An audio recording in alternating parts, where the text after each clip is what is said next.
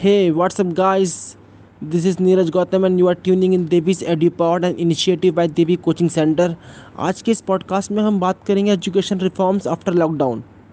और ये article live minute, Indian express, the Hindu के एडिटोरियल पेज से मिक्स करके बनाया गया है। So, guys, in India, there is a lack of skill among youths, and stands one of the reason for prevailing high rate of unemployment in the country. And when we think about the future of work and all the jobs that will have to be created for India's expanding youth population, we should hold one thoughts above all in mind. That is, most children who are currently in primary school will be earning their living in employment that don't yet exist. As an example, just consider that today India is a home to 4 million app developers, a work sector that did not exist less than 3 decades ago. These transformations in society are the result of technological progress. In a short space of time, the word Amazon has gone from meaning a mighty river in South America to one of the largest online retailers in the world. These transformations in society are the result of technological progress. That is why there is a need of reforms in education sector. First, there is digital technologies are changing the shape of work before our eyes. Therefore, these technologies are enabling firms to automate, and this will reduce employment in some old, typically low and medium skill sectors. But they also help firms to increase productivity, to innovate, and subsequently to create new products and sectors. Good news is that emerging markets like India stand to gain, but they need to have the right skills at the ready time. Apart from that, the demand for certain skills is going up in today's labor market.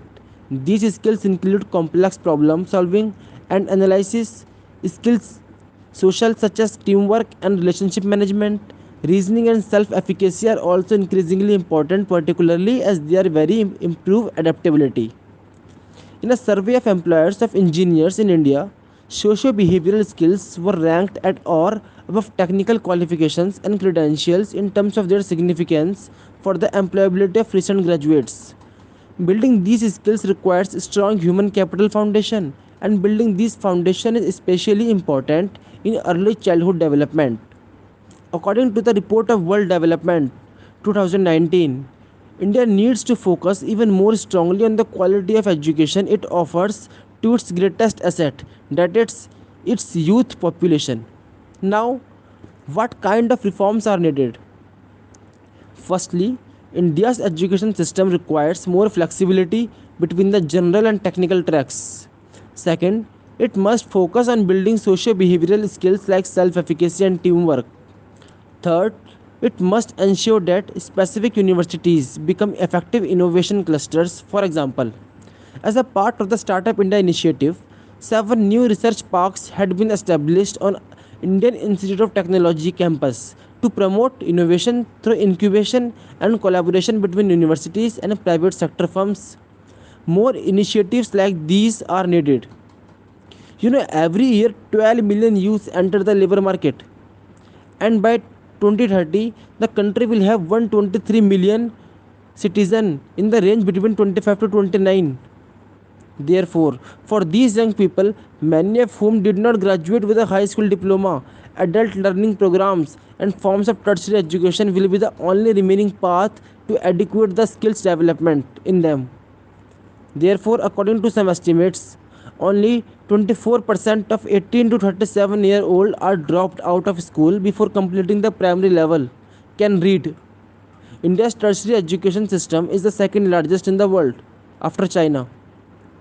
It is a home to 35 million students and over 50,000 institutions. The most prestigious institutions within this system have global standing and are responsible for making India a world leader in the high tech sector.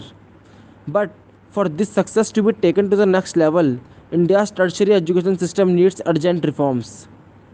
India also needs to overhaul its short term skilling programs. Lastly, adult learning is an important channel for readjusting skills to fit in the future of work, and it would benefit from a serious design rethink. Pedagogies that are customized to the adult brain, along with flexible delivery models that fit in well with adult lifestyles, can make adult learning programs more effective. Now, what is the way forward? To build a society with sensible character and citizenship, it is vital that value education be introduced in preschool and strengthened in primary, secondary, and higher education. Since most of these traits are learned by infants up to the age of 5 to 6, if children miss out during this period of life, it is hard to catch up. These foundations can be easily established through effective early childhood development programs and basic education. Investment in nutrition, health, and stimulation in the first 1,000 days of life also build stronger brains. Through investment in these areas, what is called foundational human capital, India can prepare its people for the coming shifts in jobs, skills, and market structures. Lack of investment instead will leave future generations, especially the poorest, at the severe disadvantage, amplifying inequalities that already exist. In the worst case scenario, this might create socio political instability when rising aspirations are met with frustrations instead of opportunity. Good news is that a lot of investment in human capital have already begun in India and are likely to have a positive impact in the coming years.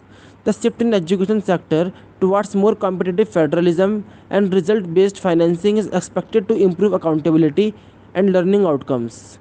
The major step forward in its policy landscape is PISA. India's agreement to participate in PISA is a major step forward that will help India with global peers based on education outcomes. Apart from that, World Bank is also serious about getting policymakers and governments to think harder about human capital. The changing nature of work makes the case for doing this. Investing in human capital now and over the long term is an investment with profound implications for people's future prosperity and for national economic growth. Thank you. Hope guys you like it, and if you like it, please don't forget to subscribe the channel, like, share. Thank you. Have a nice day.